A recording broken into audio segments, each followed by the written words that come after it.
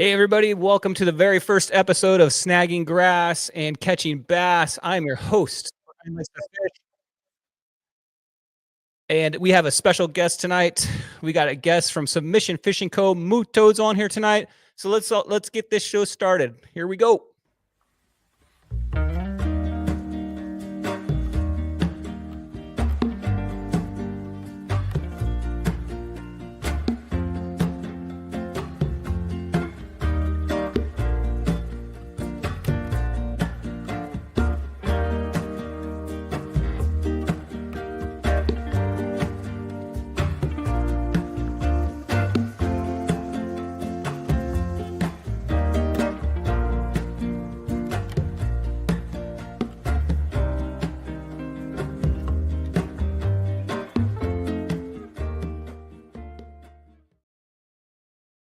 What's up, everybody? Thanks for tuning in to the very first episode of Snagging Grass and Catching Bass. I am your host, Brian Likes to Fish. Let's give a quick shout out to everybody in chat right now. What's up, Peter? Thank you, everybody, for coming on and already supporting me on my very first show. I do appreciate it. What's up, Peter? Dave, Marvin, Aaron. What's up, Aaron? The judge is in there. Corey King. Cal. What's up, Cal? We got Stephen Gage in there. We got Mark in there. Holy mackerel, everybody's here. Kevin's in there. We got CB and Bates in the house. Man, Captain Dan, what's up, Captain Dan? Oliver SD Fish in there. Davies World Fishing, what's up? Akuma in the house. We got Zach in there. We got Salty Dangler. Let's go, Salty. Just went fishing with him. We got down in SD Roy, TB Metal out, Leonard. Holy mackerel, everybody. Jared's in here. Ken the Fishing Fool. What's up, Ken? Izzy's in here. So thanks, everybody, for showing up. I do appreciate it. Hopefully this hour will be entertaining and you can gain some knowledge out of it. But let's not wait here. Let's bring in our guest. Let's welcome Michael Muto in. What's up, Michael? How are you? Good, man. What's going on? Thank you. People probably don't even know that that's my first name. Sorry. Everybody refers to you as Muto. It's actually Muto, right? With like in Muto, but everybody calls you Muto, right? It don't matter. It doesn't matter to me. All these guys pretty much know who this is. This is a Submission Fishing Co. in the house. I brought in my Ringer Pro as my first co-host on this, or my first guest. Thank you for coming, Muto. It's an honor, man. I wouldn't miss it. You know, even though it's 10 p.m. here in Florida, you know what? I stay up for snagging grass and catching bass. Right on. First episode. I appreciate that, man. I know Jessica, too. I know you're back there, too. Thank you so much for staying up. Letting Muto stay up right now. Hopefully the baby's asleep right now. Oh, yeah. She's out. She's done. All right. Right. Oh, we got a lot of people in chat tonight. Thank you, everybody, for showing up. I do appreciate it. Everybody's in there. Chet, what's up? Get Bent Brewing's in there. Stephen Gage. I think I've already said hi to everybody. Just like any other show, if you guys have questions, go ahead and put them in chat. Me and Muto will try to scan through the chat and see if we see any that we can answer real quick. Mark G already has a question. The very first question ever. Is that the latest submission fishing jig hanging from your door, Muto? That is the TB 10,000 gram TB Metal Art Special. Yeah. Well, hey, what's up, Todd? Todd's in there also in chat. All right, guys. So I'm going to do some quick announcements real quick till we get into the show. So the Fishing Friends Fishing Club is having their Christmas get-together on Mission Bay, December 7th, which is this weekend. So it's only a few days away, but it's going to have food cooked by Captain Dan. Captain Dan comes through every time, man, cooking pizzas for everybody. You guys don't know how much work that is. The guy brings pizza ovens out, makes all the dough in advance, chops up all the ingredients. So Captain Dan, a round of applause for you, Captain Dan. You're awesome. In advance, he's going to make all you guys pizzas down there. It's going to be at Vacation Island. Let me go ahead and show you on the map where that is in case you've never been there before. Let's see if I can figure out my technology, Muto. There we go. So here is the Google Maps right here. And it's actually, if you look, it's directly across. Here's Dana Landing. Directly across. You go across the Ingham Bridge, and then you're going to make your first left-hand turn in here, and you go all the way around right down to this blue gazebo right here. And let me show you what she looks like. Bam, that's the street view right there. So hopefully nobody's the first come, first serve on this gazebo. So we're going to try to snag that up early in the morning, but we're either going to set up right here, right to the right, or right to the left. So head on down there if you want to be part of that. It's going to have a casting contest, Captain Dan Pizza, and we're also going to have the Species Challenge or the Species Champion crowned this year. So the Species Challenge is going on right now. If you want to participate on that, you only got a few days left. But if you want to participate in that, it's still going on right now. Do you remember? Did you first year you were in Species Challenge, right? Yeah, first and second year. I think I got like second or third place in the couple years ago. Maybe the one like right before I left. The one Jesse won. Oh, Jesse, I forgot he's a champion. So the Yeah. champions currently are, I think, Alex Norton, Jesse, and the judge, Eric, are all Species champions. Man, what's up? Jaden's in the house. Man, everybody's tuning. Brett Wilson's in there. What's up, As Brett? far as Looking the forward to having you on the show also. your Christmas party though, don't you have to rent those gazebos? Because didn't we get kicked out of there last time? Don't bring Does that somebody up. have, like, No, the rent one? judge called this morning, and it's first come, first serve on that particular one. So Oh, you okay. can reserve them, but we don't have to. But it's the parks department said that it's first come, first serve on that. So All right. if you don't rent it, you might have the chance of not getting it, you know. But Right. we're gonna try. We'll try to get there early and get that thing. There's And if plenty of not, room. there's tons of stuff over Yeah. there. And the next thing out. Oh, and also there's a white elephant gift exchange. If you want to participate in that, you don't have to bring a $20 gift, place it on the table. We're gonna have a white elephant. If you don't know what that is, just YouTube white elephant gift exchange, and you'll see lots of fun. Spotty Bowl signups are going on right now. Go to spottybowl.com. Make sure you sign up for the 2025 season. There's an LA and a San Diego division. It starts January 6th. Geez, it's only a month away, and it goes all the way through June 1st. We've got like I said, LA and San Diego division. So check it out. Sign up for that. I think is it Judge? It's still $150 for the whole season. That's like 7 events and 7 rounds and possible playoff rounds. So it's a good deal. Muto and I fished the very first season of Spotty Bowl together, and we've talked about that many times. How many good spotty anglers like came out of that season? The very first one we did it every other week. I think it was 16 rounds, and you could fish for 14 hours on one session. So that was a nutty season. That trophy's from we didn't get our belts. That one right there is from the very first season. I only did the second. We did it in that one. That year we did the 2. It was like 2 seasons. So there was like the first half of it, and then if you placed like top 3 in that half, you went to the playoffs, and then there was like a second season. Oh, And then the yeah, top 3 of like the second season got into the playoffs. Remember, it was like divided. I didn't even do the first one. Yeah. I just came in on the second half. You just came in and weaseled your way into the play. Did you Did. make the playoffs? You did, right? This guy, come on, man! I had a bye. I was number 1 on the. You were number 1 on second season. Oh, he's reaching in and looking for something. Oh my gosh, look at you. Look at these packed away. Oh my gosh, that's pretty good. I got the angler. That was the month June when I was on fire. Angler of the month. Angler of the month. Got the heaviest spotty. Wow, that's a good one. Heaviest place. spotty. So 2 first, angler of the month and heaviest spotty. Wow. I think I got a second or a third, and then I went out in the first round of playoffs. I mean, if we're both going to be flexing, let me just go ahead and move a little to the side here. That's minor leagues compared to your trophies. If we're going to flex right now. Anyway, Muto, man, I don't want to brag, but I don't know if you know this, but I've been gone for a little while, so I don't want to brag, but while I was gone, I was hired as a fitness model. They're using me as the before picture. I know I'm going to make Muto laugh at some point in this show. No? Oh, okay. You need to be judge on here. Yeah, I know.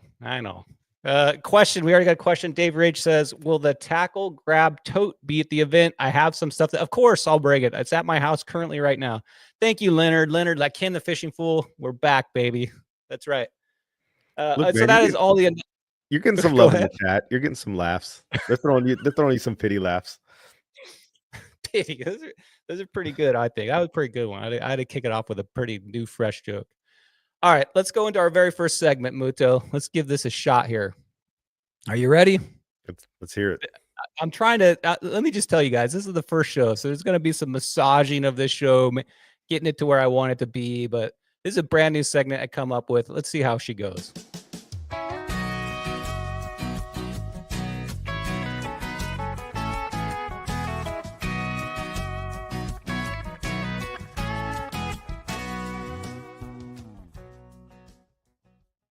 Guys, I'm going to try this out. This is called a YouTube channel of the week. And basically what this is you guys out there are going to nominate a YouTube channel that you watch, you enjoy. It could be a local person. It doesn't have to be local. I probably prefer a local, but you guys are going to nominate a weekly channel that I will give a shout out to on the show and maybe even watch a few clips from their channel. So since this is a brand new segment, I'm going to go ahead and nominate the first YouTube channel of the week. And that is this guy right here.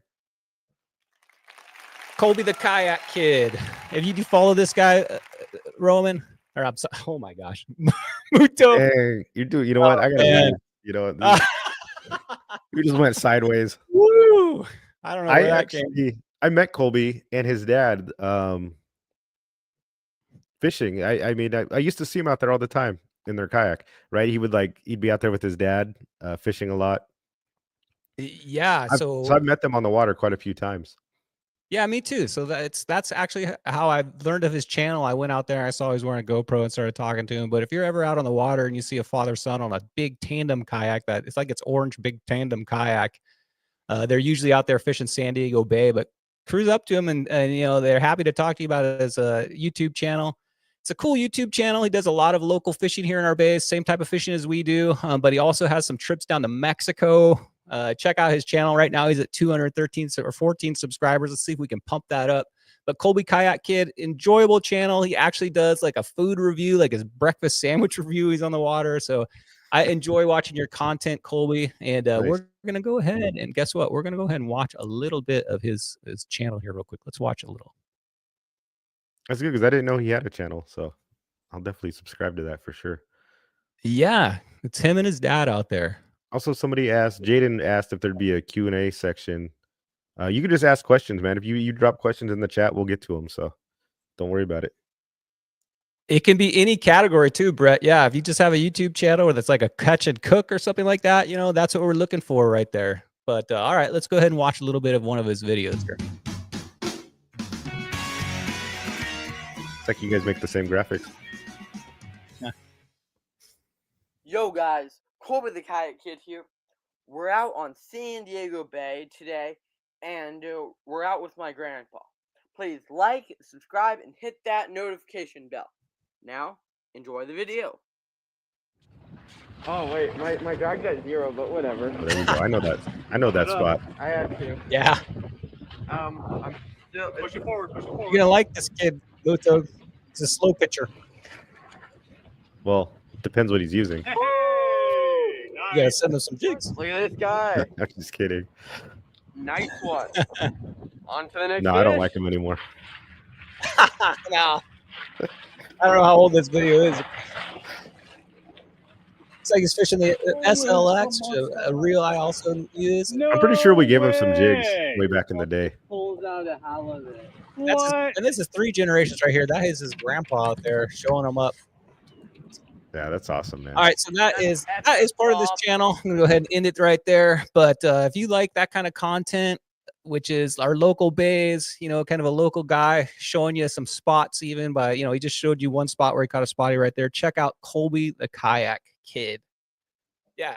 So we got some questions coming in for us, Muto. What was your question right here? Any okay, Brett Wilson already asked that. Yeah, any category for YouTube channel of the week. Just Jaden was asking, will there be a Q&A section?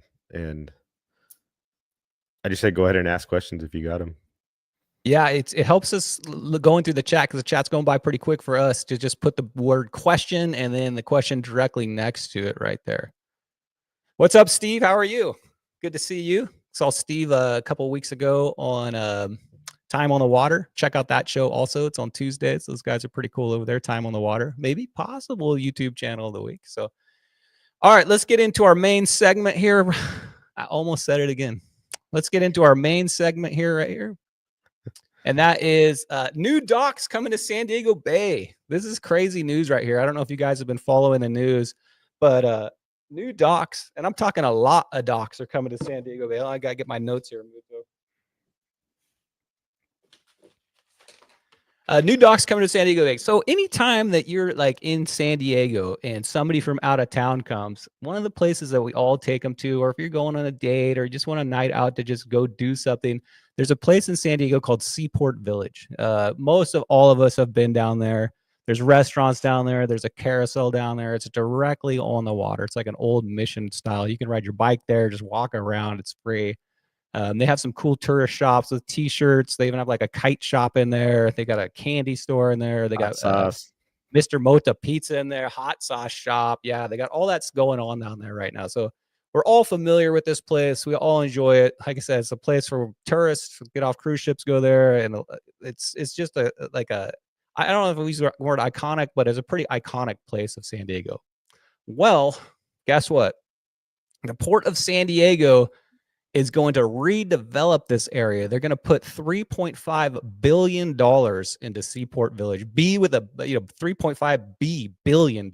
So I mean that's a huge redevelopment down there. The Seaport Village expansion will include several new buildings. So I'm going to go through some slides of some renderings that I found online of what this place is going to look like in the future here. So this is the area I'm talking about. Seaport Village right now is around this corner right here. Once you go past the Midway Museum and you go past Tuna Harbor right here, it starts right here about this pier right here and goes around the corner. But they're redeveloping this all the way from the Midway. And if you look way up here in the top corner, oh, you can't see my pointer. But if you look in the very top right corner, that's the Rady Shell. So it gives you kind of an orientation of what part they're redeveloping. And here's an interesting picture I found. This one right here. So let me read off a few of the things that they're adding to this redevelopment. You guys are probably shocked by seeing this picture right here. Now, I know this is a conceptual drawing, so it may not be this, but for spotty anglers, start taking this picture in. I know you guys are already eyeballing spots on here, but this is what Seaport Village expansion is going to include. It's going to include an observation tower that's 500 feet tall with 400 rooms in it. If you look at that building with a round top on that, I'm going to get to some pictures with that later. That's actually the observation tower, yeah, and a / hotel. But I'm going to show you some pictures of that individually. That's pretty amazing. They're going to have several new restaurants. The Gladstone, the Shorebird are moving. Edgewater Grill, Pier Cafe. So several new restaurants are coming in. There's going to be a Malibu Farm. It's a SoCal-inspired restaurant right where the Harbor House used to be. There's going to be a 20,000 square foot event center. So if they have a fishing show or a small little convention or 20,000 square feet, I guess that'd be a huge wedding. So they're going to have a little event place. 150,000 square feet of office space.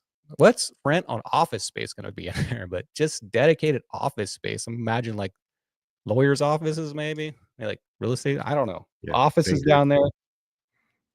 And here's the big one. This is what the main topic is about. There's actually going to be 14,000 linear feet of waterside dockage added. 14. So that's, is my math correct? That's almost 3 miles of docks, right?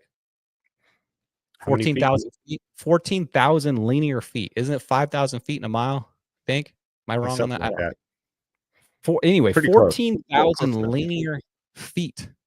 That is crazy. And if you look at the rendering here, you can kind of see where the Midway sticks out, right? Look at how far that dock is sticking out into the bay now. That and where that dock ends, that's deeper water. I believe that's probably around 20 to 30 feet deep, maybe 30 to 40 feet deep. Yeah, what's interesting is they don't, because that's not, most of the docks around that area are protected by jetties. And this one doesn't look like it has that. Maybe because it's so far into the bay, they're not worried about it. But, like every other bay has some sort of like rock face or something protecting it. But I mean, those docks are just kind of out in the open. And that's definitely different than many of the other docks in San Diego Bay for sure. The first thing I think of is they've got these aircraft carrier and all these nuclear powered boats cruising there. That seems like it's coming out like way further into the bay to where, there's a lot of traffic going in there. But yeah, like Dave Rage says in here, that's like a 1 million square footage of new spotting fishing.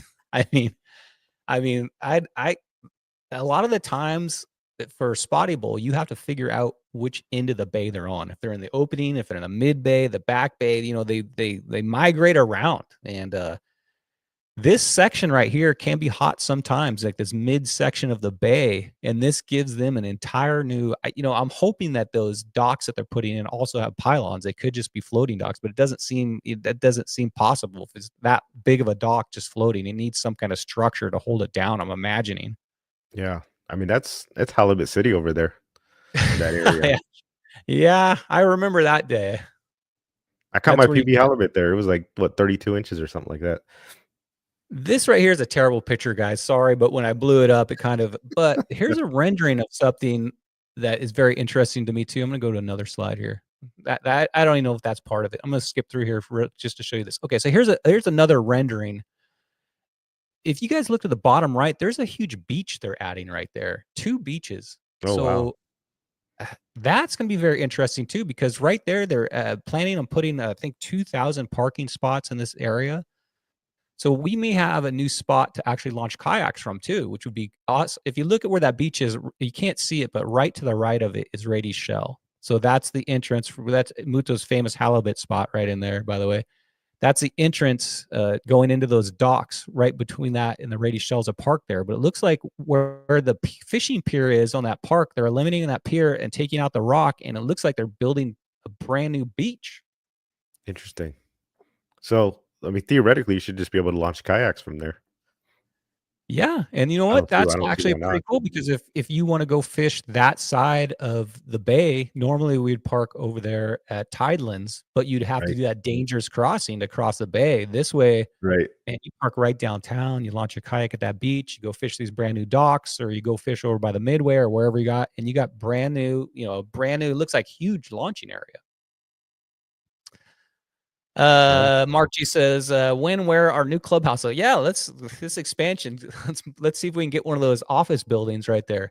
I'm gonna go through some chat right here real quick, Muto, and see exactly what we've got going on here. Questions: Do any of you anglers fish in the Long Beach area? So Jaden, I fish spotty bowl up there. Yes, but I've never fished 2 of the brand new areas. And if you're interested in that, I'm hoping to get Brett Wilson on here next week, and we're going to be breaking down the bays that are added to the spotty bowl schedule up there up north. So hopefully next week, if Brent is available, he'll get on here and we can discuss those. I know he knows those bays really well. Davies A lot of these World guys do. I says. think Sammy does. Davies Chatfish World is up says up there. there. No, go ahead. Yeah, I was just saying there was quite a few guys I think that are, fish up that way in the chat right now. So should be Yeah, it looks plenty like of they're knowledge. answering some good questions up there, or answering some of your questions already. Salty Dangler says, no chance of floating big boats back there making waves. Yeah, that's true. Because when those big, luxury yachts or the Patriot boat or whatever goes through, if those things are floating docks, they'd be all a mess all over the place. So I'm going to go back a couple pictures here. Check this thing out. This is the 500-foot tall observation tower with 400 hotel rooms. And look how you get up that thing. Like a monorail. It's like I don't know. It looks like you get in a little like a Ferris wheel looking skybox thing, and I'm assuming that's going up, right? Like that's how you get up to the top. But it looks like you're gonna, ride up to the top in one of those little. I mean, it's pretty cool, right? Why not? Yeah. Yeah. If from out of town or you're getting off a cruise ship and your kids want to do something semi exciting, go up in a 500-foot tall tower in a little compartment right there. I would prefer if it was down. It was like just a screaming going around it like 20 miles an hour. So they're just gonna demo, it looks like, old Seaport Village, right? I mean, based on all Yeah, this, and so they're nothing just is going. The only thing that they're planning on remaining is the carousel. There's been talks of the carousel remaining. I found this picture online. It's part of it, but I don't think in any of the renderings I don't see this. But that would be an amazing fishing pier. I'm already seeing pylons on this. And if they actually did do this, we would have a pretty cool, for you guys that fish from the pier shore, that'd be a pretty cool spotty spot. But I don't see that happening.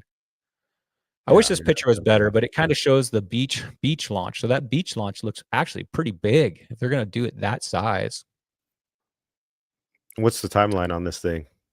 7 It's years. supposed to start construction in 2026 or 27. Start of construction, and it's not. Yeah, you're exactly right. 5 to 7 years. So Always years. Yeah. it's gonna be a while. Yeah. Uh, Let me go through the chat, see if there's any more questions. If you have a question, please just put the word question in front of it. So, okay, so office space, 140,000 linear feet of docks. And get this, it's going to have a charter high school built into it, 65,000 square feet marine biology charter high school. That's pretty cool. That's So pretty cool. Yeah. I don't know what that's going to cost parents, but that'd be, if you're planning on being a marine biologist. I've never heard of a high school that's right on the water. That'll be pretty awesome. Another cool thing they're adding to it is 178,000 square feet aquarium, the Odyssey Aquarium, 178,000 square feet. So that's huge, right? That's huge. That's bigger than a Costco, right? Yeah.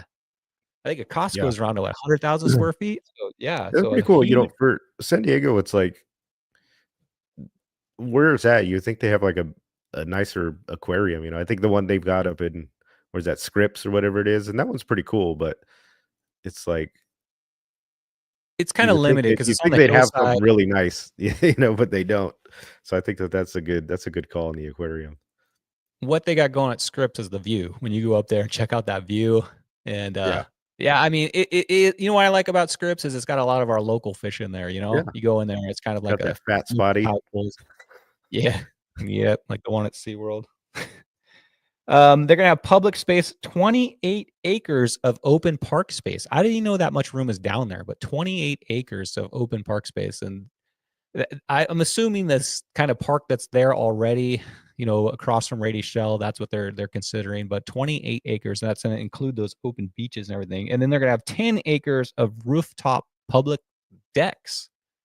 So I don't know. Awesome. The expansion is part of the Port of San Diego Central Embarco project, which is 3.6 billion redevelopment on 105 acres. And the project, it says here, expected to be done in 2028. But I read other places that it's going to. 2028? There's no way. There's no way. There's no way. I'd put a bet on that. It's not going to happen. Maybe 2032. Yeah, exactly.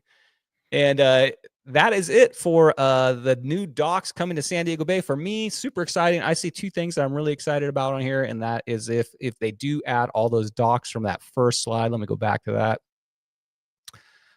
Too far.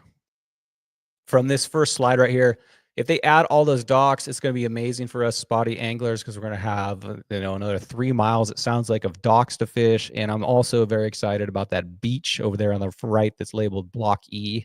So we'll be able to launch kayaks right at the new docks, which for is a premium. If you only have like 2 hours and you want to just zoom right over, get some fish in and zoom right out, that's a premium. And you know what? Maybe the shore fishing really looks like they're building a little cove. Who knows? It's very interesting to me. I don't think in my lifetime I can think of any time they've like redeveloped a big section of our bay. Mission Bay, I can't remember anything. That was before us. And San Diego Bay, I guess we got the Shelter Island boat launch ramp. That was a big improvement from the very old one, even though it's been broken for a year, the left-hand side. But I think this will be the biggest expansion that I've seen in one of our bays. So that's stay cool. tuned. I mean, you got to think too, probably help fishing out, around that too, because all the fish are probably going to leave that area during all the construction, probably congregate, across the way and into the grass over the other end. So could be some good opportunities, fishing the other side of that for a couple of years. Tidelands Park's going to get rammed with every spotty across the bay over to Tidelands. It's already pretty good, but it's mostly like shorts over there. But Tidelands is like one of those places where if you just want to catch like 100 fish, just go to Tidelands. They're freaking everywhere. But I never see giants, just a lot of small ones. You're 100. That's why Dink Beach is at Tidelands. If you go right to the left of Tidelands, that's where we call Dink Beach. Yeah, exactly. You're right. Exactly. If you want a 100 fish day, that's where you would start out at. Yeah. Let's see. Davies World says our local bays could be pretty clear if you use high vis. Oh, there must be a question about braiding or something in here. Let's see. Question: does braid color matter? Okay, Jaden. So for me, for braid color, it does matter, because not so much for what you're thinking, like do fish spook from it, but for me visually seeing it when I'm flipping like a Muto's jig in the water, and I want to watch that. And when I see it hit the bottom, I can see the braid go limp. Or when I'm throwing an A rig or a cool bait or anything I'm throwing, I'm casting as far as I can. And once it hits the water, I keep an eye on that braid. You want to be able to see it. And the second you'll know it's on the bottom is when it just sags down. And then that's when you start your retrieve. So for me, the visual is for me looking. So I usually, just in my head, I like to go with green. I'd always go with everything seems green. I'll go with a very light J braid, light colored green, so I can see it, not so and then I have a leader at the end of it, which is that's what the actual be down by my bait. Yeah. How about you on braid? Good advice. Braid color matter to you? Nah, not really. Whatever's on I sale. like it for like when I'm on boats and stuff. I like Yeah. brighter braid, like for the exact reasons that you were saying. The visual. You know, you want to be able to see it and stuff like that, but not so much. I base it more on like getting the correct size, you know, and thin diameter, because sometimes it's harder to find. So if I could only find it in a dark color, you know, that's what I'll buy. But I prefer it brighter. Like I'll take a bright orange or pink. Oh, okay, Definitely you get the that, wacky that colors. bright green, whatever they have. But yeah, right. Well, I can remember, geez, watching your show, what, about 2 years ago? Your show's been over a while, and you were talking about the different strands in braid that you like. You like the 11 strand or the higher strands. I yeah, think you even had like a 12 strand, right? And when you add more strands, the braid becomes much softer, goes limper, easier, and for depending what type of fishing you're using, you might want to go with a softer braid. I tend to go towards the higher strands for slow pitching, and for when I'm fishing like kelp with my A rig or cool bait, I'm going with a heavier, the less yep, strand, because it'll give you a cutting surface. It's actually a lot more abrasion in it. yeah. That like Power Pro with like that 4 strand stuff. It's Yeah. you want to be able to saw through that stuff. There's definitely um applications for different stuff for sure. Yeah, that low strand braid, you could almost like wrap it around your hands and cut like a branch with it. Oh It's got yeah, so much yeah. abrasion It's on it. gnarly. It's crazy.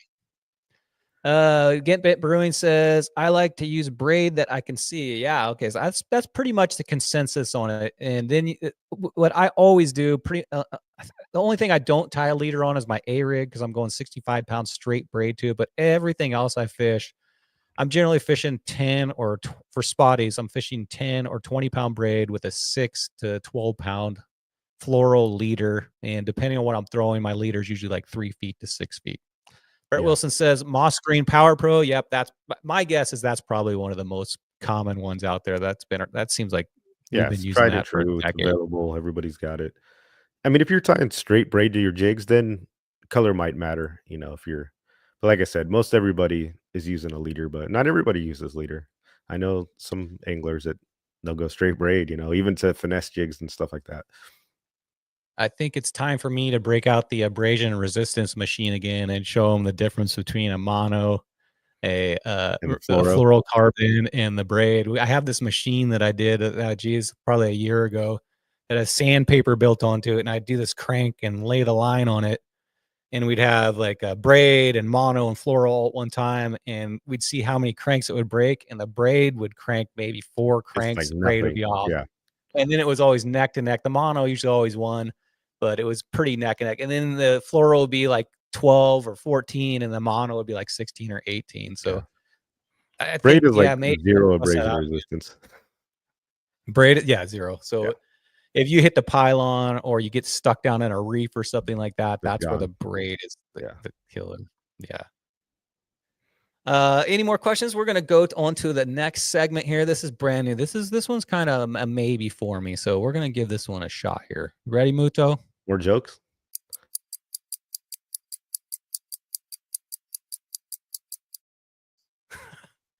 Like that, like 60 minutes, right? Oh, okay. I get it. Yeah. Weekly news. So let's see what's in the news this week. I try to find some kind of lighthearted news that's fishing related. If I can find my paperwork here. Hold on one second. Okay, Roman. Oh my gosh, the breakup. No, I want to. You know what? I want to get that. Thank you, Roman, for helping me with this channel. First of all, if it wasn't for Muto, Roman, and the judge motivating me to start my own channel, Muto helping me with figuring out how to do a live stream, do all the production of it, and Roman gives me tons of help starting this channel with teaching me how to do all these graphics and thumbnails. Guys, I'm starting from scratch. I've never done this kind of stuff before. I'm a construction worker, so the computer world is brand new to me. And to make all these little thumbnails and add music and do all these transitions is very tough. So I've been working on this for a while. Roman's been helping me out. Muto's been helping me out. And the judge has been motivating me. I appreciate all three of you guys for helping me out with this. All right. Have you ever heard, Muto, of a salmon hat? No. Okay, here we go. This is new news to you then too. Hopefully this is local in the news. I'm not making this up, guys. This is actually real news that I found on the real internet. So a salmon hat. Researchers suspect that orcas are reliving a particular fashion statement that came around in the 1980s. So we had the orcas down here for a while. We were definitely team orca. You know, we need more of those guys down here. So if you're in chat, we're probably all team orca. We're not team sea lion. So we were happy to see those guys visit down here. But now I guess they're up north. But the scientists in Washington have observed orcas balancing salmon on their head. Don't laugh yet. This is science. Okay, so that's one of their main diets up there is these salmons. A trend known as dead salmon hats. They spotted the stylish killer whales this autumn in Washington state. It looks like these marine mammals are not just sporting these hats to look chic. These fishy accessories are multi-purpose, allowing them to enjoy a snack on a long ocean travel journey. So let me show you. So here's proof right here. Here's one of them, right? That's awesome, man. I like it. That's pragmatism. So we're not done here yet. The strange phenomenon first occurred in 1987 when a female orca was observed wearing a salmon hat for nearly the whole duration of the year. So she was wearing it all year long. Within a few weeks, other orcas noticed this and also started to begin adapt to this fashion of the salmon hat. So here we go. So this is in 1987. This is going on, and now they're starting it again. So here's more photos of this going on. The trend seemed to disappear, but has reappeared, emerging right now. It was a fashion in 1988. The accessory has seemingly made a comeback as this November, a 32-year-old orca, Blackberry, was photographed flaunting his new salmon hat at Point No Point, Washington. Researchers are still baffled why this has emerged again. Researcher Gill says, honestly, I have no idea why this started again or why they seem to be doing this. Other scientists speculate that the salmon hats are a way to combat the lack of food in certain areas of the sea, the same way that hikers carry snacks with them when they're cruising around. So this is a phenomenon that's going around. Here you go. This is how they wear it right there. I think orcas what do are you just think? assholes. Do you think they're playing around? I think orcas are just assholes. Man, you see them throw around seals half the time and they don't even eat them. They be tearing up people's motors. And I mean, did you see the video over by Scripps Pier of the dolphin playing with that dolphin? Oh yeah, they're ruthless, man. Basically booted it into oblivion with its tail. The dolphin went about 50 feet in the air. Yeah. Yeah. Oh, yeah. You don't those mess around guys with killer whales, man. They're at a different level of like, you want to fear something in the ocean. That's the animal to fear right there. Because they're not just like sharks don't mess with you because like instinctively they don't. But I mean, these creatures, this is like high intelligence right here. These guys, like, they know what's up. And they're not friendly like dolphins. You know what I mean? The dolphins, they're cool. They mess with you. Killer whale rolls up. That's like, you got problems.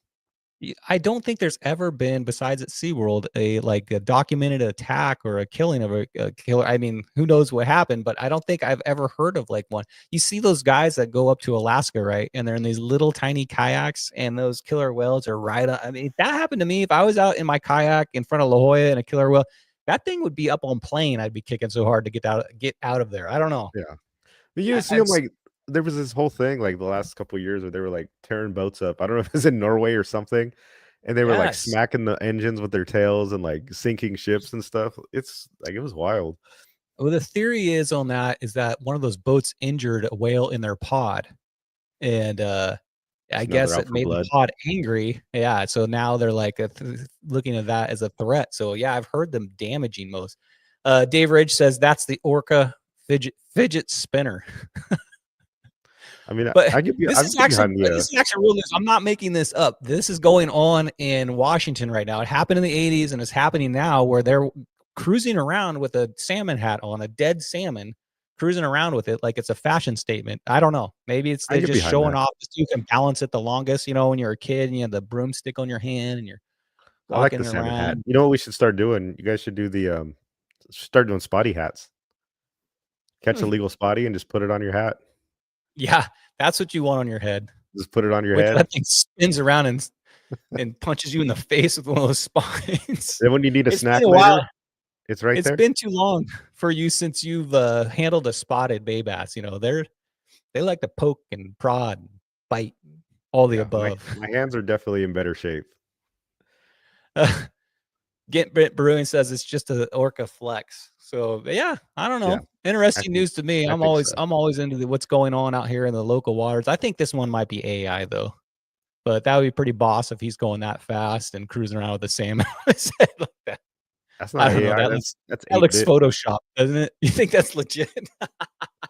That's 8-bit. That looks like Nintendo for my screen. Okay, guys, and that is what is in the news this week.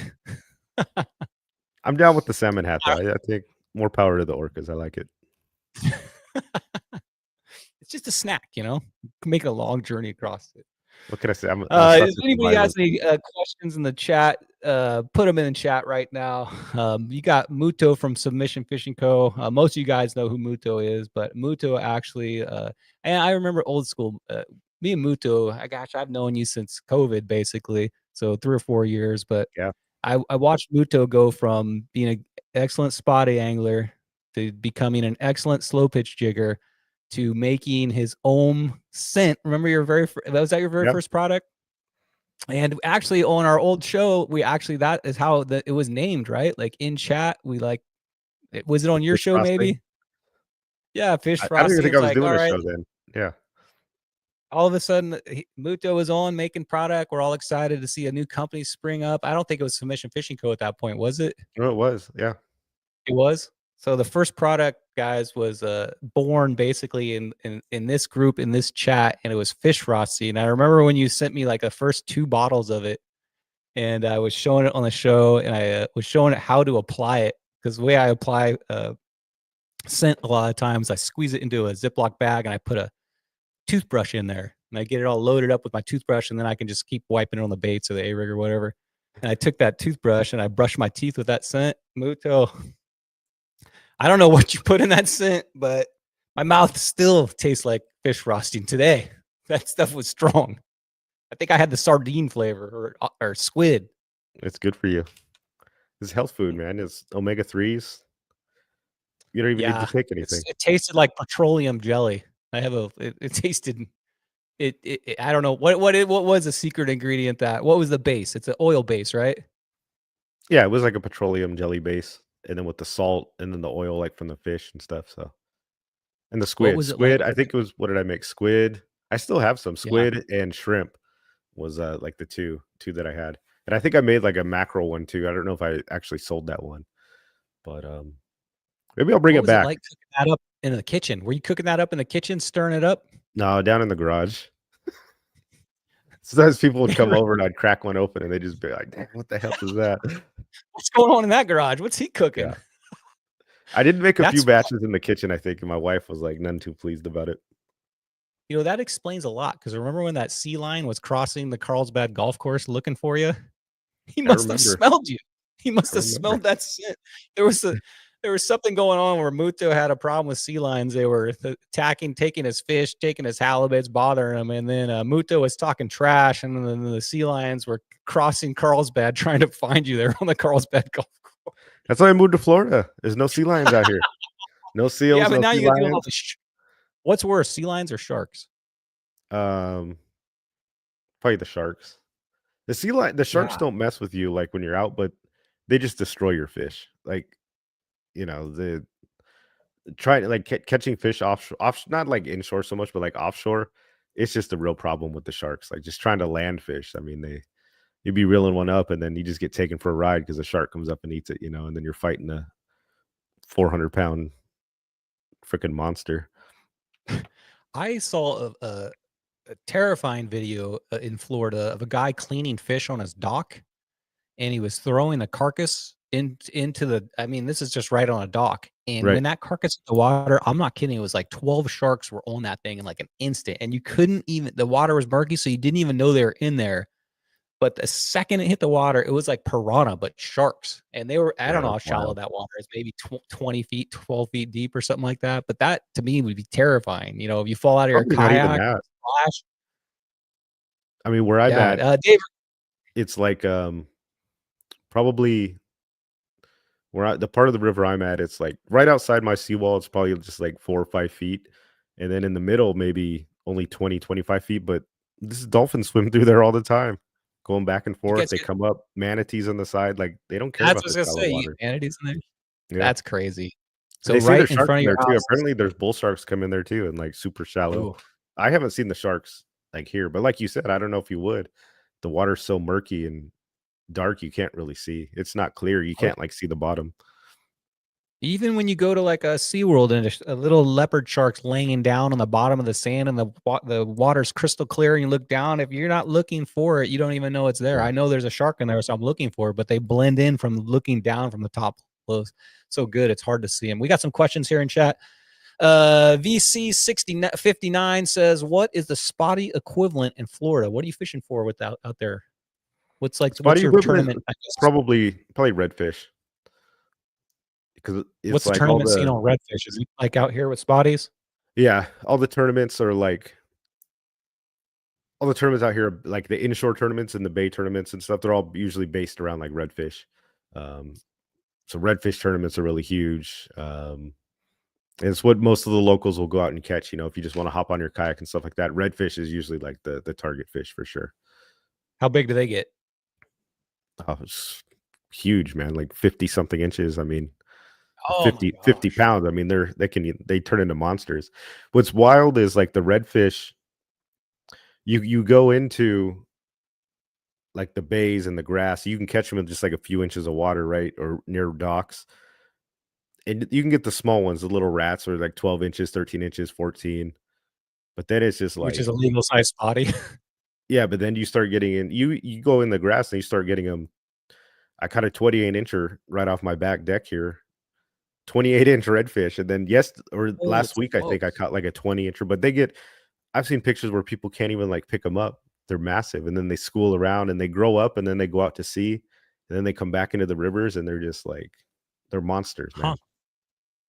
Yeah. So you don't even have That's, a bump board that you can measure those on, huh? So they must be weight tournaments, I imagine. yeah. That's And they that's pretty usually, cool. yeah, because you got to keep them alive. They've got to be like slot. You know, they got to be within like a certain slot where you can keep them, obviously, and you can only keep one. But people do eat them. That's the difference, right? Everybody throws the spotties back, but a lot of Right. people keep redfish and stuff because they are good eating fish. Yeah, well, when they're weighing 20 pounds, you can get some actual meat off of a fish, you know? Yeah. Let's But see I if we have mean, any I've more seen some questions in absolutely here. giant. Thanks for that last question right there. Stephen Gage says, Muto, have you been looking what new species you have been catching in Florida on the submission fishing code jigs since you've moved up there? What have you been catching up there on the new, I guess you're brand new fishing to you then. You got to figure out everything again. Everything. I mean, I've caught the speckled trout like crazy, tons of redfish on the jigs, flounder. Then offshore, I mean, red snapper, grouper. Just like Southern California, I can catch anything on the jigs. What's crazy is I've been using them in like I'll go out the skinny water, like the oyster beds, and sometimes catching these things in like literally like a foot, 2 feet of water, with the jigs. So just casting them out and bouncing them on the grass line, and they get smoked, man. It's crazy. When you say skinny water, that's like what, 2 feet deep? Yeah, or 3 more feet deep? shallow. I mean, 6 inches sometimes where you got to Wow, no stand kidding. up and you can't, like, you got to pull your paddle, you got to pull your foot paddles out, and you got to do it with like you stand up and you push with I got like a push pull, or you can use your paddle and you just push yourself along because it's too muddy and you'll be hitting with so you put your rudder Got up it. and you're literally just like pushing yourself, in through like the skinny waterway. It's crazy. That's interesting. Catch a big fish like that must be a crazy fight in 3 feet of water. Okay, Corey King says, Brian, start a tip of the week to win Spotty Bowl. What's your first tip? Muto, what's your first tip? My first tip is to figure out where they're at, move around. That's how you win Spotty Bowl, in my opinion, is, you get good at fishing one lure. I don't care what it is. Get really good at fishing something, and then figure out a way to find out where they're at. Never rely on just going out and say, oh, I'm going to just fish this one spot because 2 weeks ago I had fish in there. You got to, with the seasons, you got to figure out what part of the bays they're in, and you got to figure out where they're at. Once you figure out where they're at, then that bait that you've got good at fishing, throw that in there and see if you can get as many legals as you can. Yeah, I would You got say any like Spotty you Bowl like you tips? said, you got to hit it. The bite turns on and then turns off really quick. So when they start to bite, you got to hammer that area, and they usually congregate. And the bigger ones, like if you find one, keep fishing like in that zone, not like directly there, but like pretty close by, and just hammer the hell out of it and get as many, because it might only last 30 minutes. For whatever reason, they decide to feed, and then you might have a small window where you can get like 3 or 4 big ones, and then it shuts off, and you'll catch one Yep. fish in the next 3 hours. So when you catch one, that might be go time, and you just gotta do it. So when that happens, usually I don't like, and people are different about this too. Like I wouldn't send my pictures right away. I would take a break and send the pictures later. Like I would catch one, take a picture, and then just keep fishing. And then later, if I had a lull in the time where I know they weren't biting, you could upload your fish and stuff like that, because it's measuring the spotty and then taking the picture and then going into the Discord and uploading it. Like you're burning up time. I mean, sometimes that could be a 10-minute process, and you're missing out on fishing time. And it's like when it's hot, you got to catch as many as you can in that time zone. Other advice I'd give you is become a good, well-rounded bay fisherman. Just don't rely on one type of fishing like docks. Don't rely 100% on dock fishing. Get good at grass fishing. Get good at dock fishing. Get good at fishing by the rocks. Get good at fishing by the bridges. And learn the currents too. Like if the current's ripping, you probably don't want to sit like in Mission Bay in front of the bridge, because it's going to be ripping through there, and then the fish aren't going to be through there. So also figure out those big, giant, wide areas of like Mission Bay or San Diego Bay when the tides are ripping, because you don't know what the conditions are going to be. So you got to be prepared for that. So well-rounded, learn to fish grass, learn to fish docks, learn to fish shallow, learn to fish deep. Try to figure out all those techniques. And once you find them in one of those zones, you can usually take advantage of it. Yeah. One thing too with newer, one more thing with like Spotty Bowl is, back when we did, or you still do it, but back like when I did it, it was you had that whole kind of window to fish. But nowadays, you've got an AM, a PM, and then you can fish right Friday, Saturday, and Sunday. So if you can only fish when you can fish, that's what you have to do. But you have an opportunity to choose the best time, look at the tides, and make sure you're fishing. You don't want to fish if it's a slack tide and the current's ripping, and you're just going to have a bad day. So if you have the luxury of being able to pick your day, Friday, Saturday, or Sunday, look for the best day, and then look at the times. You really got to learn to like read tide charts, read the wind, look at the weather. And that's really, I think, a lot of what Spotty Bowl boils down to now, is being able to pick the correct day to actually go. And I understand you may only have like a Friday, maybe you've only have Fridays, or you only have Sundays, and you got to do what you got to do. But if you've got the luxury to choose, get some apps, learn to read the tides, look at the wind, look at the weather, and try to find like the best possible chance to get you that day too. If you're asking, so I got another question here. What should I be looking for? If you're talking about the tides, for me, it just kind of is what it is. You got to fish when you got to fish. But if like a perfect tide to me would be like a 4.5-foot tide, 6-foot tide's too big, like a 2 or 3 foot tide's too small. But there's like a pretty good 4 foot is a pretty good range of tide. If you have to choose between all 3 days, usually though, all 3 days, the tide's going to be very similar. It doesn't vary that much in 3 days. But that's like Muto said, though, that time window of when the tide is slack and it's changing, that first hour when it's changing is usually a pretty good hot bite. So keep track of like, okay, the tide, when I first get out there, it's going to be slack tide for the first hour. Maybe I'll get lucky and they'll be biting. But if it's not turned on, then maybe that at first hour when the tide changes, that might be when it turns around for you. Yeah. Oh, Sammy Prim's in here. What's up, Sammy? Sammy Slayer's in here. But even the wind too is like a big thing. Like a windy day just makes your life miserable out there. And if one day is like mild wind and one day is ripping, like take the mild day, man. Like Yeah, it's I think hard. that's It's why the hard in AM a session kayak. the AM session's so, popular because there's usually no wind in the mornings, Yeah. and then it's like clockwork on Mission Bay, like 1, 2, 3 o'clock, the wind kicks up, and then, like, 5 PM, it dies down, so if you pick the PM session, you might have to especially on San Diego Bay, you have to deal with that wind.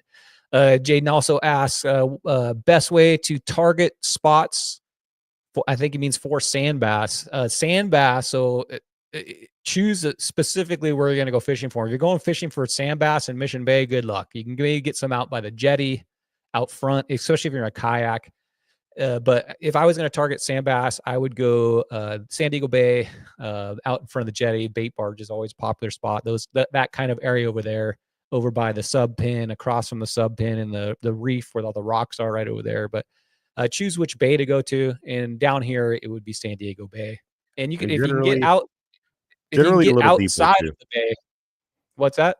And generally a little deeper than spotties. You know, you're gonna go a little bit deeper. Yeah, I you feel get the like that random 40, ones, that like shallows. 40 to 80 feet is like Yeah. seems to be like sand bass kind of sweet spot. Yeah, sand bass are usually deeper waters and usually at the openings of our bays. If you can get outside of the bay, if you're in a boat, there's a couple pipes out there. There's a couple structures. There's some really good YouTube videos on fishing those things, and they're usually loaded up with all kinds of big bass. And in certain But times of the year too, there's hard bottom.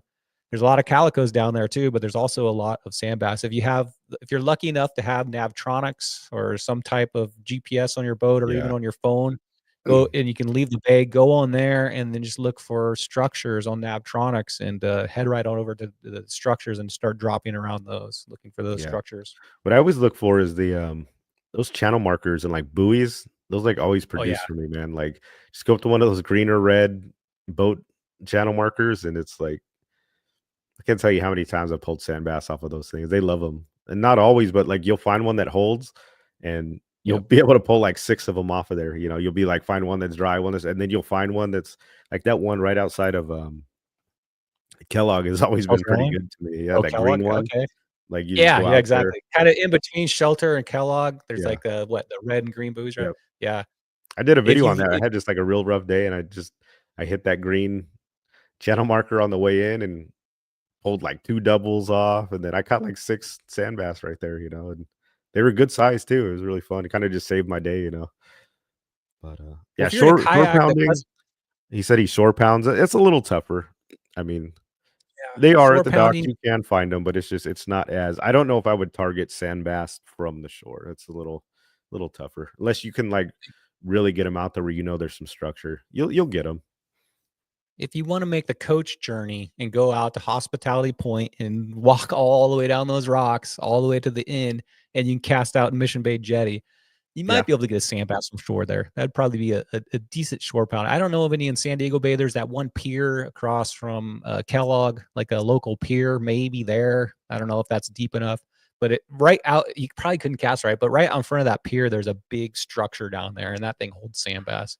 But to your point of the buoys is if you don't have a fish finder in your kayak and you have no way of knowing what's below the water, that buoy is a Yes. marker up top with a giant chain going down, and at the bottom is a giant structure that's anchoring that thing to the bottom. So that automatically tells you can hit those buoys, and that's an easy way to find a structure without a fish finder. 100%. Yeah. A judge who's species champion says, I believe he's from up north. Okay. The judge, speak up here. Judge, species champion. He's been out there fishing a lot. He probably knows exactly where the sand bass are at this time.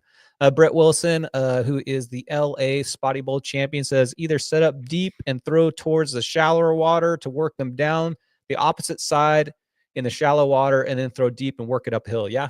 Yeah. So I think the consensus is see if you can find deep water. That's probably your best bet. Yeah. All right, Muto. So it looks like our questions are over. Do you want to hang out for PB shoutouts, or are you ready for bed? Do you want to hang out in here? Let's do it. All right, guys. So we are going to continue Hopefully, I on just this. want to see Cal's picture on the front. That's really why I want to stay. That's what everybody's here to see, right? So, all right, let's get this thing rolling here. We've seen you out on the water. They say you fishing harder. I guess we'll find out this week on our PB Shout-Out!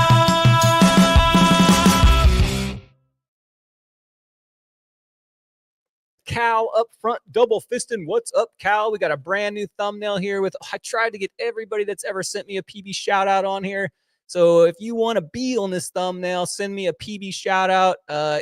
And how you do that is direct message me, Brian Likes to Fish, either on Instagram or Discord. You can also send it to Snagging Grass Catching Bass on Instagram. Send me a picture, send me a story, and it doesn't have to be a PB. It doesn't have to be a new photo. It can be an old photo. Also be something you're proud of, like something you came up with in your garage that helps you fishing, or a modification of your kayak. Just send me anything. I'll put on anything. Not you, Peter 86. Anybody else, I'll put on anything. All right, you ready, Muto? Here we go. Yes. Your first PB shout outs with me. All right, first up, of course, I'm going to lead with this guy. If you don't know who that is, that's Cal. So Cal says, "Dear Brian, here's one of the 2 bluefin I caught when I was out on the Tradition out of H&M Landing. I was supposed to go out on the jig strike, but she sank the weekend prior to I was scheduled to go on there. This is a 65-pound fish, gilled and gutted, set up with a Daiwa Saltus 40p reel and a Gaff Tech rod. And unfortunately, here's a picture of the good old jig strike going down. So That's wild. that's a bummer we lost that, you know. I'm going to go ahead and do something different. I'm going to put us on PB shoutouts too. You're on here, Muto. So there's a jig strike. Unfortunately, guys, that thing went down, about midsummer, I think. A couple months ago. So, yeah, I remember covering that. At least you weren't on at that time. So go Cal. All right, next up. You know, I'm going to take us off. This is too I've been on the jig strike a couple times too. That's what's crazy. You know, when you've been on these boats and it's like, it's kind of real when you see them sinking. Like when you're out there, you don't really, you take it for granted. You know, you're just going to make it back home and it could go down. I think we discussed this once, me and you, didn't we? And it wasn't it a wooden hole we thought that boat was, not a steel hole? It was like an older boat, maybe. I don't know. Yeah. Supposedly it hit something under the water, but I'm not sure of the whole story. You guys probably know about more of this than I do. All right, next up. It's been a while since I've done one of these. So Cal's got 2 PB shout outs. Says, "Dear Brian, here's my PB yellowfin tuna. Weighed in at 70 pounds, gilled and gutted. This was on the Submission at Sea, hosted by Muto himself. Photo was taken by Kevin Nakata. Gear used was a Daiwa Saltus 40p on a Gaff Tech XXX heavy rod. Props to Benji Ken, who donated an Akuma reel for the raffle that I did not win." So he caught this on your Submission at Sea, eh? Yeah.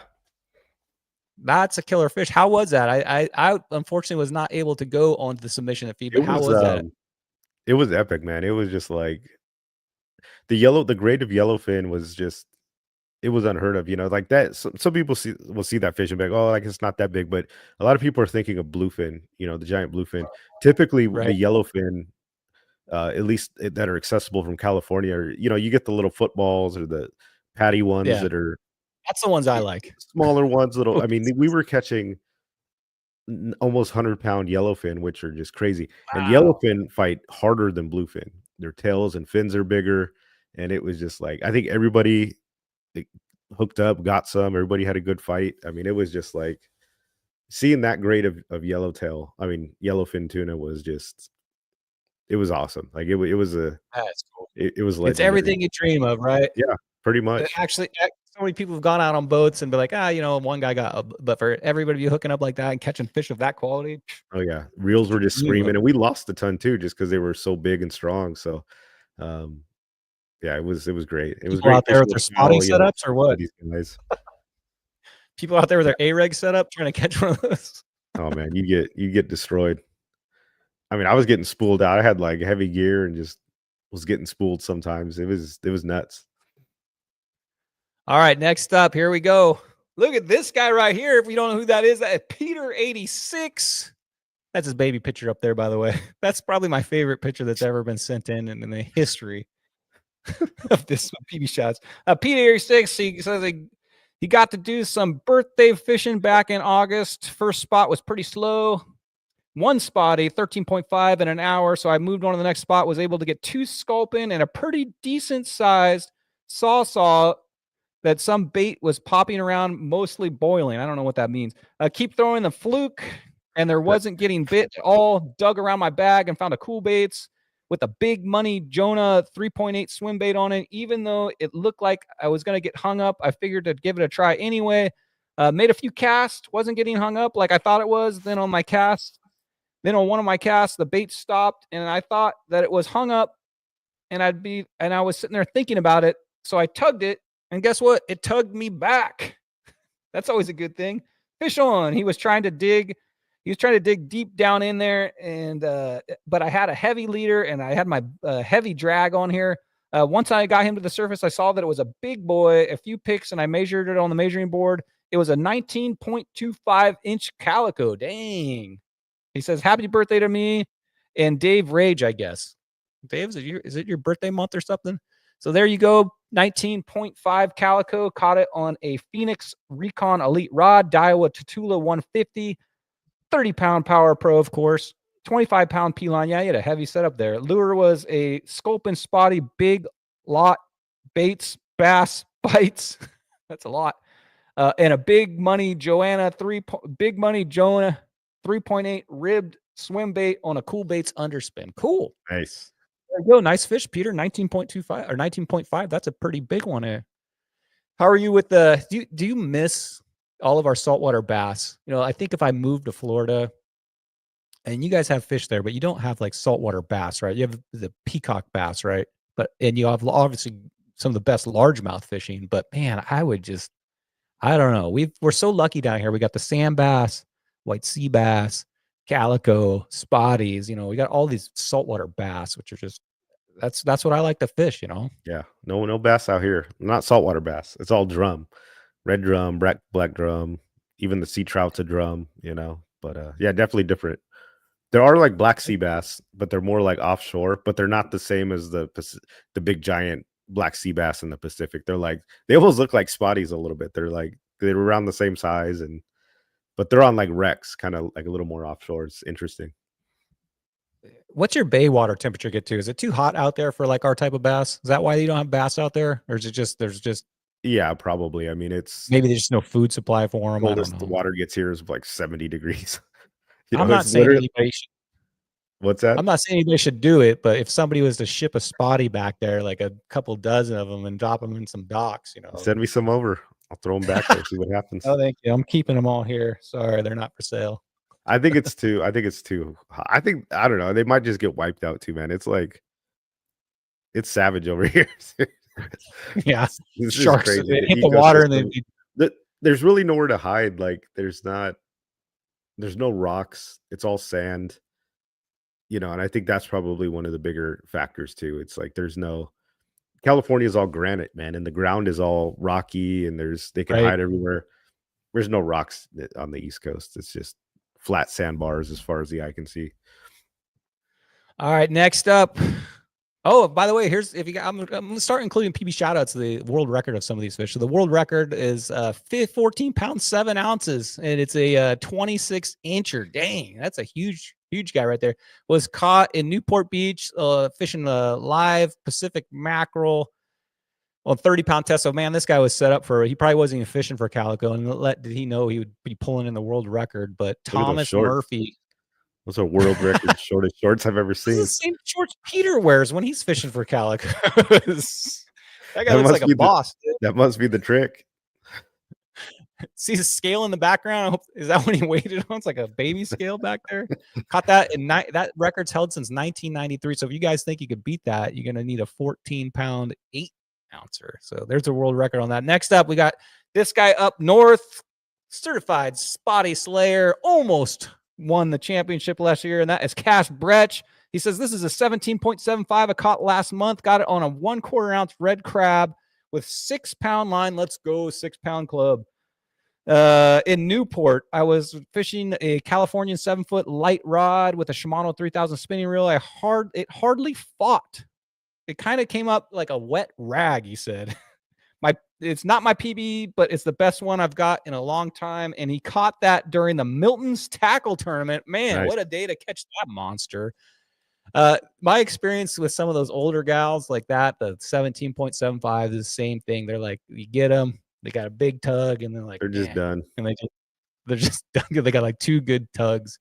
But I've been on the other hand of it. Last year I caught from shore a 17.5 on your jig. And that turned out to be the biggest fish from shore. Actually tied Alex Norton with biggest fish from shore. But Nice. that was a fight. The worst, hardest spotty fight of my entire life was that fish, because I caught it in the riprap rocks. And I'm not kidding, within a millisecond, that thing shot right into a riprap hole. And I got a glance of how big it was. So fishing from shore, it was on. I wasn't going to let that thing, but you're opening up your drag, trying to let it swim out of the hole. You're getting in the water. You're trying to get your rod over that hole. And once he got out, it was also a crazy fight. So some of those big guys still have some juice left in them. They still got some in the tank. Yeah. And you know what? Sometimes those old ones too, when you catch one of those big ones, you touch them and it's like grandma's skin, man. It's all thin and soft. You're like, oh, I got to handle this fish just right. Some got that nice old man fish strength. there. That's true. That working old man strength. There it is on the bump board, official right there. That's an official set. Nice. If you guys are just starting out fishing spotty bull this year, this is how you properly measure a fish. There's a pro measurement. So it's got his finger under there. It's got the fish. Hey man, it's border to border too. That fish covers the whole bump board. That it's a big one. Then should have weighed that thing. I bet you that thing's like a 2.6, maybe even more than that. You should have weighed that thing, Cash. 17.75. All right, next up, here we go. Another. Oh, there it is with the hookup bait in its mouth. Geez, it's got a big mouth too. Look at this, what Cash has got. He's got himself a trolling motor up front now. Watch out, spotty bowlers. Look at that. He's got his little remote right there too. Spot lock, north facing position. He's got it all. Cash is going to be a contender this year. Look at that. For you guys that don't know, this is the spotted bay bass record. Look at that beast, Muto. That thing is gnarly. So I actually interviewed this guy once. It's such a weird experience. I think I was working your booth, or I was working either your booth or the Cool Baits booth, and I was talking to a guy about spotties. And 40 minutes into our conversation, I said, "Oh yeah, the world record." He's like, "Oh, I know the guy that said it." He gave me that guy's phone number. I called him up. I said, "Hey, I host this show, and I'd love to have you on to talk about this." So I actually interviewed this guy, and he caught that thing in Mission Bay, right in front of the Catamaran Hotel, which you would never guess it would be there, right? And he said it was there was a buoy like we talked about, and he said he threw a spinnerbait on that buoy, and he said on the fall that thing bit it, not on the retrieve. On the fall, it hit the spinnerbait, and the fight was on. So 4 pounds, 15 ounces. Jeez, I don't know. Beast. I've never even caught a 4-pounder, so I'm a pound away from even getting close to that. A 4-pounder to me would be insane. A 5-pounder. He said it weighed it was in length of 23 inches. That's nuts. Yeah, remember that huge one Salty caught that was 18, 5 inches bigger than that. So wow. Yeah, he caught that thing. What kind of what? Wonder what kind of shorts he was wearing. Maybe I don't know. Shorts. You didn't ask him. You should have asked him that. Maybe he was wearing the Daisy Dukes. I don't know the guy. I'm not going to go on a show and ask him if he's wearing Daisy Dukes.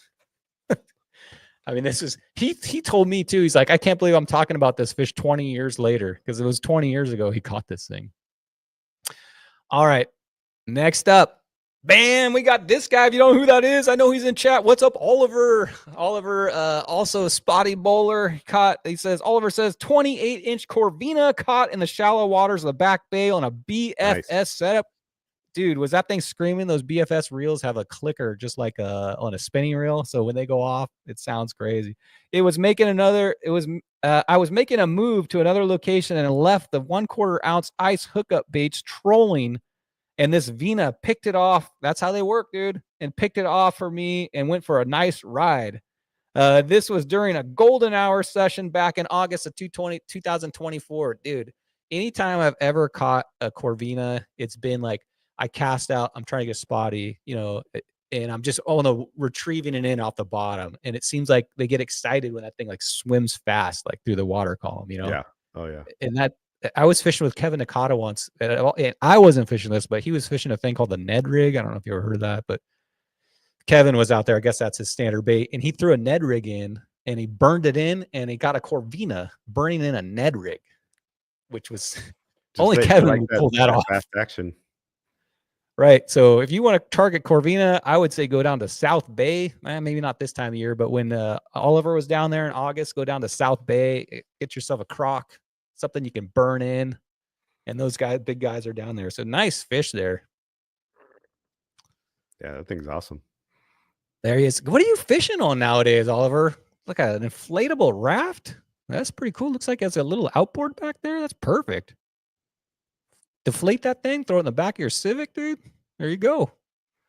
Next up, we got this guy, brand new to PB Shoutouts. What's up, Samuel? We got Samuel here. He says, I have been newly fishing the surf over the course of several weekends and skunked every single time. As I walked down to my car, an older surfer guy suggested I go try the jetty. I've never fished the jetty before, but I thought I might as well since I'm right here and I had nothing to lose. Tied up a Kitech, and not even 5 minutes in, I got a hard hit. Bam. Oh, by the way, this is not the fish. I'm sorry. I was like, man, this Total dude got a largemouth bass in the jet. I was waiting. I was like, this is wild. But then you said Kitech, and I'm like, wait a minute, that's not a Kitech. It felt a hard hit, and I'm thinking, oh, this has to be a good spotty or a legal halibut. Till I saw a flash, and I was looking at the long body. I could not figure out what it was. What the heck it was on my line. Fought for about 3 minutes, and it wasn't even like the challenge. I had to walk my happy down to the slippery rocks in my sandals with zero grip. Oh, the riprap's so dangerous. He said it costed me a bloody toe, a knee, and a lot of swearing, but I finally shoved my fist grips in his jaw and raised him over my head like Tarzan. Oh, man. Hey.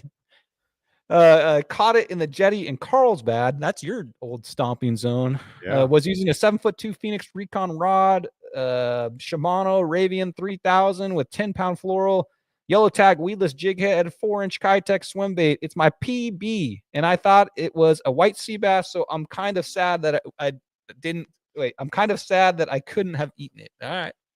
That is not a white sea bass. You can always tell that because that is a Corvina. Because look at those teeth. Never lip a Corvina, but. Nice catch there, Samuel. Awesome. Thank you for sending that into PB Shoutouts. Yeah, it sounds like a crazy fight, man. When you get a big fish in the riprap, like that story I was telling you about, the riprap, man, short pounders, dude, I'm going to highly recommend you get like a closed-toed shoe. I'm sure Samuel, next time you go down those rocks. I've eaten it hard. Everybody I know is like gone down bad. Oh my gosh, so dangerous. You want to hear a crazy story? Eric's brother-in-law was fishing on the rocks. And he caught a fish, shook it off, and it fell down a hole into the rocks where there's a little bit of water. And he reached down into that hole to grab the fish to throw it back in the water. And when he reached in there was an eel in there. Reached up and wrapped his mouth around his finger. And Eric's brother-in-law yanked it out, and it ripped like the skin right off his finger. We had to go to the emergency room and get it taken care of. An eel, dude. Hey, I would do the same for a spotty. I'm trying to say, man, anytime I put my hand down any of those little crevasses or anything, scary stuff. All right, next up, big PB shoutouts. It's been a while. Everybody's saving these things up. Next up, oh, here's a short fin Corvina. This lady right here, Carmen, man, she's holding the record here, dude. It's got a 10-pound 6-ounce Corvina, 31 inches long. She looks like a slayer, dude. Oh yeah. She's out there, you know. Whatever, she holds the world record, man. She caught that thing in San Diego Bay of all places. But Carmen Rose, hey, Carmen Rose, if you're out there, we'd love to have you on and interview you about this epic catch here. But congratulations, man. 31 10-pound Corvina. There you go. Looks like she took her home and ate her. Next up, we got Zachary Riggs. What's up, Zach? Eric and I went fishing the Species Challenge in San Diego Bay, just south of the Coronado Bridge. I was soaking a piece of shrimp near the channel while I saw the tip of my pole start to flutter. It hit soft, and I thought it was a halibut or something. It never ran, but it was strong. When I broke the water, it thrashed around a bit, and we were able to get it in on the net and onto the boat. The funny thing is, I hooked the guitar fish last month during the MFC Species Challenge, but when I got it in the boat, we weren't able to get it in the net. It broke off, so I landed this one. So this is redemptions. Yeah, nice. I used to catch those all the time, and now they don't usually use cut bait or anything. If you want to target one of those, you go down to where he's exactly at, like South Bay, getting those deep channels, throwing a piece of squid or shrimp. Yeah. And those things are like almost like stingrays, like the big mud marlins. You get a big 40-inch one of those, man. It's a fight. And here's Zach. Muto. He's showing you the proper way to fish a spinning reel. By the way, Yeah, just that's so you pretty know. good. Pretty You should good. have Hey, him on the show. You can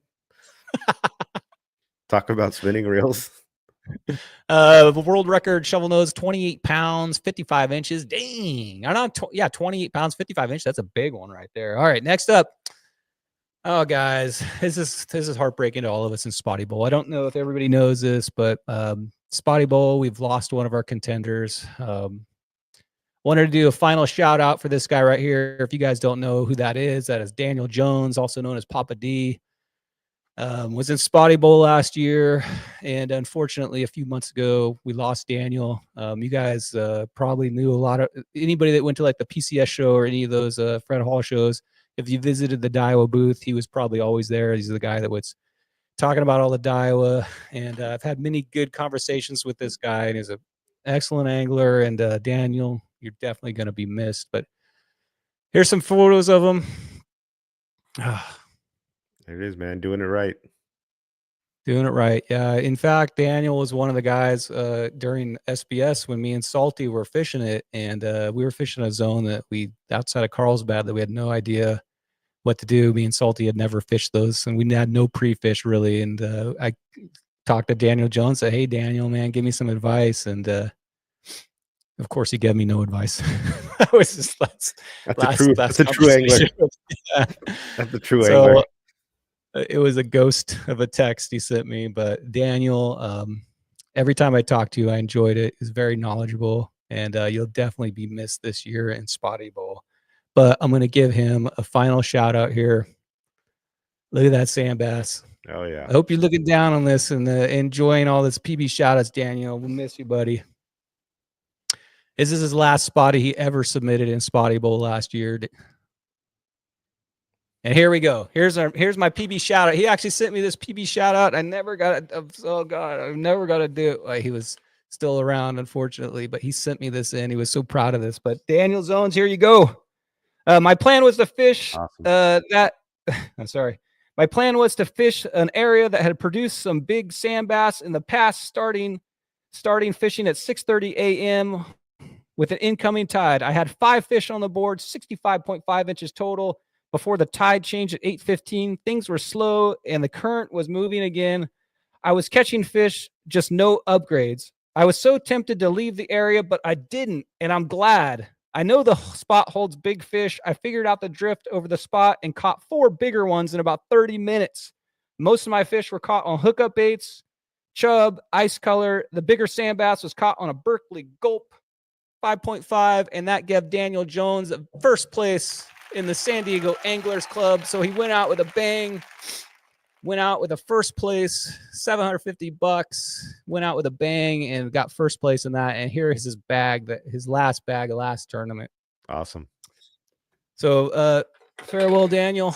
You'll be missed, but your memory will go on. Thank you, Daniel, for everything that you've contributed to our community. All right, next up. Bam, where have I been? Muto, I've been out right in the desert. I've been gone for a couple months, guys. Sorry about that, but everybody needs to take a little bit of time off. Been out hanging out in the desert. Saw a lantern festival, which was nuts. Spent my Thanksgiving out in the desert, deep frying a turkey out there with my desert family out there, where we go out camp in our motorhomes and ride dirt bikes all weekend and sit around and tell all of our fishing tales, exaggerations all around the fire. Actually, none of these guys fished. I don't bring that with me. Just my son over there. And there's me and my son out in the desert riding dirt bikes, and that's where I've been. And also been, of course, catching bass. And I had a little, believe it or not, guys, I worked from September to October at SeaWorld trying to get that 3-pound spotty out. Was unsuccessful, but I'll be back there. And that is it for PB shout-outs. Muto. Awesome. Thank you so much for staying awake, being my very first guest, helping me get through this first episode. It was very difficult, very nerve-wracking for me to produce this show. But Muto, thank you so much. Any last words you'd like to leave these guys? No, I mean, just, thanks for all the support, guys. If you want to, ever ask me questions or, need some advice or something, definitely hit me up on Instagram. I answer all my own Instagram questions and stuff like that. Submissionfishing.com. Check out your local tackle stores, buy some jigs. If you can't find them there, ask for them. And other than that, yeah, if you need some, we got them online too. If you can't find them online, I mean, if you can't find them in the tackle stores, but yeah, just appreciate all the support you guys giving me. I've been taking a little break on the live show too, but it's been crazy out here, getting busy. But probably in the new year, we'll start it up again, and we got a bunch of new stuff going on, some new jigs coming out, and just lots of exciting stuff going down. Muto, thank you again. I'm definitely going to have you, if you'll be back on another show, if you can stay up late again, and we'll do a deep dive into the Submission Fishing Co. Once the Spotty Bowl gets hot and heavy and the fishing gets really good, we'll have you back on to talk about some slow pitching. So I'll be good night, here. Muto. Thank you. All right, man. Thank you so much. Good night. Good night. All right, guys. With that, I made it through my first show. I'm very happy. Looking forward to doing more of these shows. Try to put in as much effort as I can to make it worth your time. Geez, we've been on it for an hour and a half. So, guys, I'm going to call it a night, and I'm going to go out. I'm going to snag some grass, catch some bass. But hold on a second. Check this out. Good night, guys.